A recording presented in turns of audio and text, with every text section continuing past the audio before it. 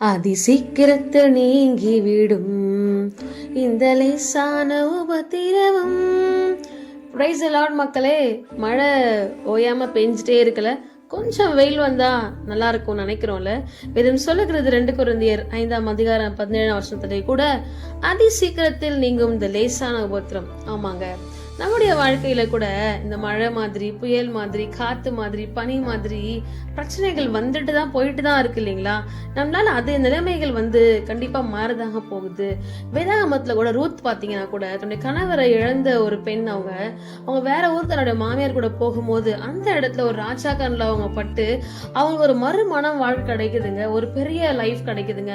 இன்றைக்கு நம்முடைய வாழ்க்கையில கூட இன்றைக்கு நமக்கு வேலை இல்லைன்னு ஃபீல் பண்றீங்களா, நாளைக்கு அந்த வேலை கிடைக்கதாங்க போகுது. இன்றைக்கு குழந்தை இல்லைன்னு ஃபீல் பண்றீங்களா, நாளைக்கு அந்த குழந்தை கிடைக்கதாங்க போகுது. இன்றைக்கு நீங்க வியாதியா இருக்கேன்னு ஃபீல் பண்றீங்களா, நாளைக்கு அந்த வியாதி தீர்தாங்க போகுது. இன்றைக்கு நீங்க வாடகை வீட்டுல இருக்குமே நினைக்கிறீங்களா, நாளைக்கு அது புது சொந்த வீடா மாறுதாங்க போகுது. இப்படி நம்ம நிலைமைகள் கண்டிப்பா மாறுதாங்க போகுது. இப்படி மழையும் காற்றும் வெயிலுமா இயற்கையே மாறி மாறிதாங்க வருது. நம்மளுடைய லைஃப்ல மட்டும் இப்படியே இருந்துருவோமோ, இப்படியே போயிருமோ நம்ம லைஃப் நினைக்கிறீங்களா? கண்டிப்பா இல்லைங்க. காலங்கள் போல எல்லாம் மாறும். நம்பிக்கையாக இரு, இதுவும் கடந்து போகும். ஃப்ரெண்ட்ஸ்க்கு ஷேர் பண்ணுங்க. Take care.